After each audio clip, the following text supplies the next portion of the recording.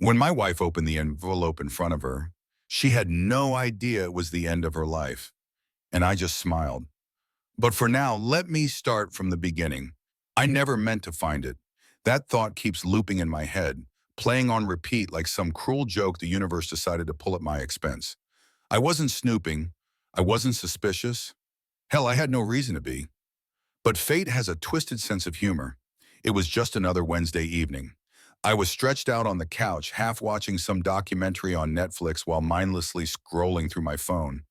Sabrina had been in the shower for a while, her off-key humming barely audible through the closed bathroom door. I wasn't thinking about anything in particular, just killing time. That's when I reached for the remote and noticed her laptop sitting open on the coffee table. The screen was dim, but it wasn't locked. A browser window was up. A video paused mid-frame. At first, my brain didn't register what I was looking at. The image was blurred, a mix of warm lighting and tangled sheets, nothing immediately recognizable, until my eyes landed on something familiar. Our bedroom. Our bed. Something inside me twisted. My mind, desperate to hold on to reason, scrambled for an explanation. Maybe it was old. Maybe it was something we had filmed together and I had just forgotten. That had to be it. But before I could even process the thought, my fingers moved, as if on instinct, and pressed the space bar. The video played, and I wasn't in it. The first thing I saw was her, bare, exposed, writhing beneath a man who wasn't me. His voice, deep and rough, murmured her name like it belonged to him. The sheets beneath them, our sheets, the ones I had washed just days ago, were crumpled beneath their bodies, twisted with the same familiarity I knew so well. My breath hitched, my chest tightening as my mind screamed at me to stop watching, to look away, to shut the laptop and pretend I hadn't seen anything. But I couldn't. The sounds, the gasps, the moans, the whispered words of passion, they weren't meant for me. And in that moment, everything hit me at once. The betrayal, the rage, the nausea that curled in my gut like something rotten. It crashed into me like a tidal wave, dragging me under, swallowing me whole. My wife was cheating on me, and the worst part, she had either been careless enough or arrogant enough to keep a recording of it. My hands trembled as I forced myself to look away, my breath coming in sharp, uneven pulls. Swallowing hard, I reached for the laptop, my fingers stiff as I clicked on the file information. Date created 2.5 weeks ago, 2 weeks, while I was at work, while I was texting her, asking if she wanted me to pick up dinner, while I was kissing her goodbye in the mornings, telling her I loved her like a goddamn fool. I clenched my fists, my nails biting into my palms as I fought to steady my breathing. 7 years. 7 years of marriage, trust, and love, reduced to a joke I hadn't even been in on. I wanted to scream. I wanted to grab that laptop and hurl it against the wall, watch it shatter the way my trust just had, but I didn't. Because then something else caught my eye. Another file, and another, and another, 6 in total, each with a different date, some from months ago, one from last year. A slow, creeping horror curled its way up my spine. How long had this been happening? How long had I been the idiot? The sound of the shower shutting off jolted me back to reality. A pause, then the faint rustle of the curtain sliding open, the soft patter of her feet against the bathroom floor. Sabrina was getting out, completely unaware that everything had just changed.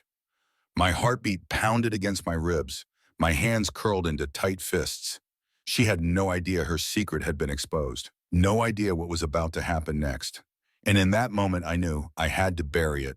The rage, the heartbreak, the sickening betrayal curling in my gut.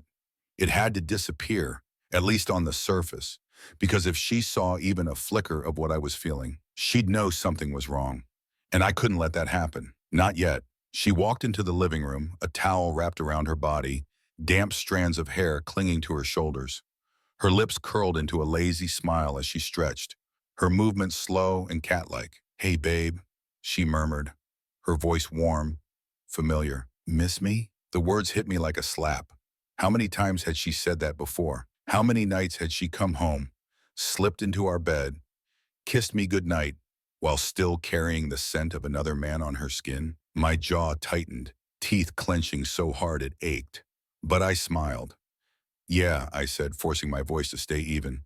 "Just watching some TV." Her gaze flickered toward the coffee table, her laptop.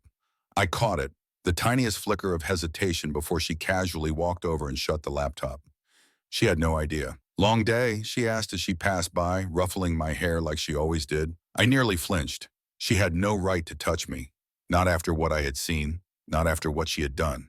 But instead of jerking away, instead of shouting in her face, instead of tipping my hand, I forced out a small laugh, rubbing my temples like I was just another exhausted husband winding down for the night. "Yeah," I sighed, "just tired." She hummed in response, already padding toward the bedroom, completely unaware of the war raging inside me. I sat still, waiting, listening. The closet door creaked open.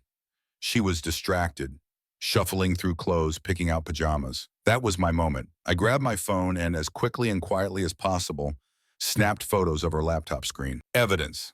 I wasn't stupid. My first instinct was to snap, to throw the laptop in her face and demand an explanation. But that would be a mistake. People like Sabrina, liars, manipulators, knew how to twist the truth. If I confronted her now, she'd cry, deny, gaslight me until I started questioning my own damn eyes. Not this time. I had to be smarter. I needed a plan. That night, I lay beside her in bed, listening to her slow, steady breathing. She slept peacefully, as if she hadn't been ripping our marriage apart for months behind my back. I, on the other hand, didn't sleep at all. I just stared at the ceiling, mind spinning through possibilities. Divorce? Too simple. Too easy. She didn't deserve to walk away clean. Expose her? Maybe. But to who? Friends? Family? Her boss? That thought clung to me. She worked for a high-end marketing firm, a company that built its reputation on professionalism and discretion. If word got out that she was screwing a client, or worse, a coworker, it could destroy her career. Now that had potential, but it still wasn't enough. I needed to know who. So the next morning, the moment she left for work, I went straight to her laptop. I didn't touch the videos. Not yet. That would be too obvious. Instead, I combed through her recent files, digging into her emails, text backups, anything that might give me a name. A hidden folder labeled personal. Then, in her browsing history and an encrypted messaging app, I found what she thought was well hidden. She wasn't careful enough. It took less than an hour to break into it. And there he was, Travis Reed. At first, the name meant nothing to me, just another stranger. But as I kept digging, the picture became clear. He was her client. He was a big deal. CEO of some luxury fitness brand, rolling in money, married with kids. Sabrina wasn't just handling his company's social media. She was handling a lot more than that. And he was handling my wife. Reading their messages felt like swallowing poison. "Miss you, baby. Counting the days. Your husband still has no clue. LOL. You left your panties in my car last time. Should I keep them?" My world cracked apart, but I didn't let it show. Instead, I documented everything. Screenshots of every sickening text, every "I love you," every fake excuse they had used to sneak around. This wasn't just about betrayal. This was career ending. She wasn't just cheating on me. She was violating company policy, sleeping with a client, risking everything. And if fate didn't serve her the justice she deserved, I would. That night, when she walked through the door, I greeted her like nothing had changed, pulling her in for a kiss. She smiled against my lips, completely oblivious to the fact that her entire life was about to go up in flames. "How was work?" I asked, keeping my tone light, curious. She groaned, rolling her eyes. "Ugh, exhausting. Had to deal with this one really high-maintenance client today. I swear I'm this close to losing it." I raised an eyebrow, keeping my smirk hidden. "Yeah? Who?" She scoffed, shaking her head. "Some idiot named Travis Reed. He's such a pain in the ass." For a second, I almost laughed. The nerve, the sheer confidence. She had no idea. I reached out, brushing my fingers across her cheek, keeping my expression unreadable. "Yeah," I murmured. "Sounds rough." Inside, I had never felt more in control. She thought she was running the game. She didn't realize it had already flipped. And I was about to win.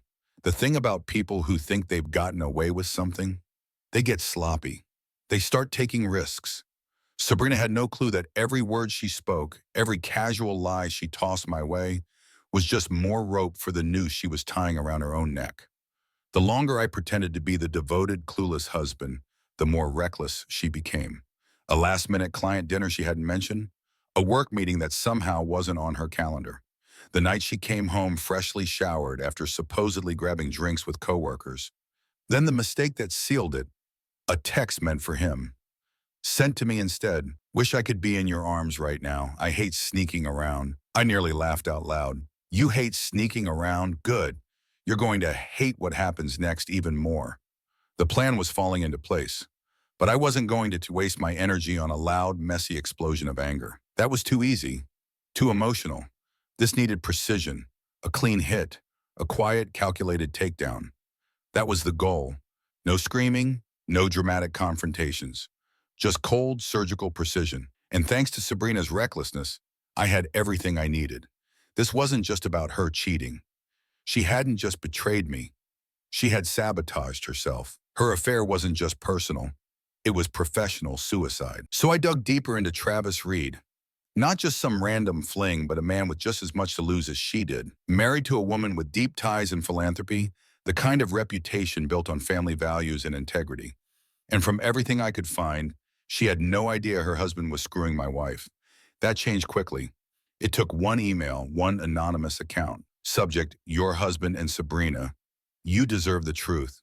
Attachments? Screenshots. Every filthy message. Every fake excuse, every meeting planned under the guise of work. I sent it on a Tuesday morning. By noon, Travis's life was already beginning to collapse. The fallout had begun. By the time Sabrina walked through the door that evening, I could already see it on her face. She was rattled, distracted. I knew why. Her phone had been buzzing nonstop for the past hour, sitting abandoned on the counter, flooded with missed calls and frantic messages. She hadn't checked it yet. I took a slow sip of my beer, keeping my voice casual. Rough day? She hesitated. Yeah, just client issues. I almost laughed. Client issues. That was one way to put it. She sank onto the couch, rubbing her temples. For a moment, I almost felt bad. Almost. But then I remembered the videos, the lease, the way she had smiled at me every single day while sneaking around behind my back. And just like that, any sympathy I might have had disappeared. Sabrina's company had a strict no fraternization policy when it came to clients. The kind that didn't just fire employees, it ruined careers. And Travis's wife? She wasn't the kind of woman to cry quietly in a corner. By Thursday morning, a formal complaint was filed against Sabrina at work. By that afternoon, Travis's board of directors had caught wind of his unethical behavior and launched an internal review. By Friday morning, Sabrina was called into a meeting. And by Friday night, she came home in tears. I sat at the kitchen table, pretending to scroll through emails, watching her from the corner of my eye. She walked in, body trembling, eyes red and puffy. Her purse hit the counter with a dull thud. I inhaled slowly. What's wrong? She wiped at her face, her hands shaking. Her voice cracked. She hesitated, her grip tightening on the back of a chair. I might be losing my job. I frowned, feigning confusion. What? Why? She let out a shaky breath, eyes darting to the floor, shoulders hunched like the weight of the world was pressing down on her. There's this rumor going around the office, she muttered, her voice unsteady, about me and a client. And it's not true. Her voice cracked on the last word. Not true. She had filmed herself cheating. I fought to keep my expression neutral, shaking my head with just the right amount of concern. That's awful. Do you have any idea who would start something like that? She froze. For a split second, doubt flickered in her eyes. Hesitation. Suspicion. She looked at me, searching my face, trying to read me, trying to see if I knew. I gave her nothing. My expression remained calm, detached. She swallowed. I don't know. She was lying. She knew the truth. She just didn't have proof. And that was exactly the way I wanted it. By Saturday night, everything exploded. Travis's wife didn't just leave him. She burned his entire life to the ground. She went public. Social media posts, leaked texts, screenshots sent to business competitors. She even tagged Sabrina's company, calling her a home-wrecking parasite. It spread like wildfire. By the time Sabrina got home, she was a wreck. She barely made it through the front door before slumping against the wall, hands shaking. I sat on the couch, scrolling through my phone, beer in hand, watching it all unfold in real time. Jesus Christ, she whispered, her fingers flying over her screen. This is insane. I glanced up, feigning confusion. What is? She turned to me, eyes wild, thrusting her phone in my face. Someone leaked everything. The text, the affair, my name. It's all over the internet. I frowned, leaning forward slightly. Wow, that's crazy. She stared at me, her breath caught in her throat. She knew. She knew I wasn't surprised, that I wasn't confused, that I had seen this coming. And in that moment, I watched pure, gut-wrenching fear take hold. She knew her life was over. The final move, my exit. I let it sit for one more day, just long enough to watch her unravel completely. Then on Sunday morning, as she sat in the kitchen, hollow-eyed and broken, I placed a single envelope on the table in front of her. She looked up, confused. What's this? I gave her the same fake smile she had given me for months. Divorce papers. The color drained from her face. I know everything, Sabrina, I said, my voice calm. The videos, the texts, the endless lies. I tilted my head slightly, studying her. And now, I said, my voice calm, so does everyone else. Tears welled in her eyes. Her lips parted like she wanted to say something, to defend herself, to reach for an excuse. But there was nothing left. No words that could fix this. No explanation that could undo what she had done. She had already lost. I grabbed my keys, standing without a second thought. I'll be staying at a hotel for now. The lawyer will be in touch. She didn't move, didn't beg, didn't fight. She just sat there, staring at the wreckage of her own making. At the door, I hesitated for just a second, glancing over my shoulder. Oh, and one more thing. I smiled. Karma says hi. Then I walked out, leaving her behind. And the moment that door shut behind me, Sabrina's world started to crumble. For the first time in months, maybe even years, I felt something I hadn't in a long time: freedom. I checked into a hotel across town, knowing that every hour I spent away was another hour she spent suffocating under the weight of her own betrayal. But this wasn't just about leaving. This was about making sure she felt every consequence. Because karma isn't just poetic. Karma is precise. And me? I wasn't just another victim in her story. I was the one delivering her reckoning.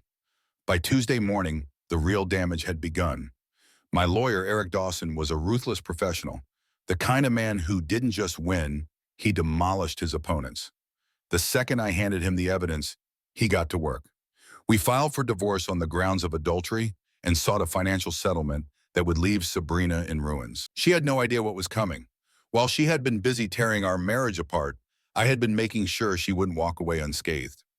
I had everything: proof of her affair, records showing she had used our shared accounts to fund her little secret getaways, and undeniable evidence of her violating her company's ethics policies. She was finished.